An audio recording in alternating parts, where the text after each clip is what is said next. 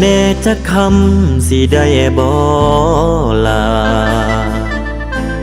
เรื่องของเขาผ่านมามันคือหยังที่บอกว่าอายบ่ดีเลยหนีไปหาผู้ใหม่น้องคือมาเฮ็ดใส่ใจเอ้ยคักแท้ลาหักที่อายให้เจ้ายังบ่พอบ่ลามันคงบ่มีค่าสำหรับเจ้าแล้วจากวันนั้นมาถึงวันนี้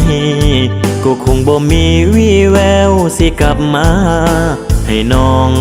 ไปสาไปกับคนใหม่อยู่กับอายแล้วมันทุกข์ใจให้เจ้าไปหากับคนอื่นบ่อยากฝืนใจของเจ้าให้ทรมาน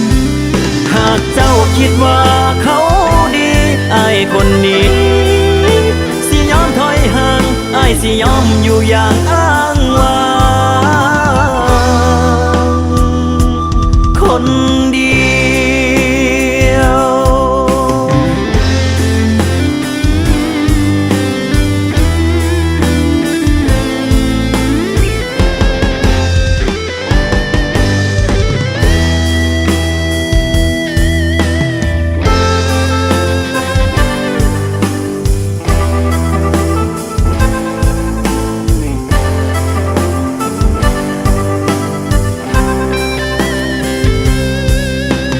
หักที่อายให้เจ้ายังบ่พอบ่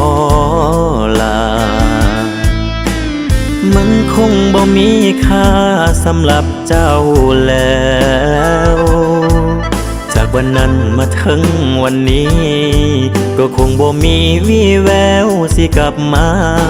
ให้น้องไปสาไปกับคนใหม่อยู่กับอายแล้วมันทุกข์ใจให้เจ้าไปหากับคนอื่นบ่อยากฝืนใจของเจ้าให้ทรมา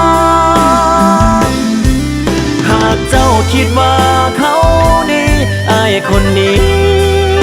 สิยอมถอยห่างอายสิยอมอยู่อย่างอ้างว้างคนเดียวอายสิยอมอยู่อย่างซ้ำใจทนต่อไป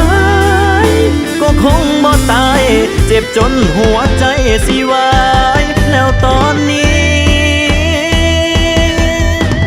เกิดมาศาสตร์นี้อายบ่มีน้องเป็นคู่ของสุดท้ายความหักเฮาสองต้องแยกทางกันสุดท้ายความหักเฮาสอง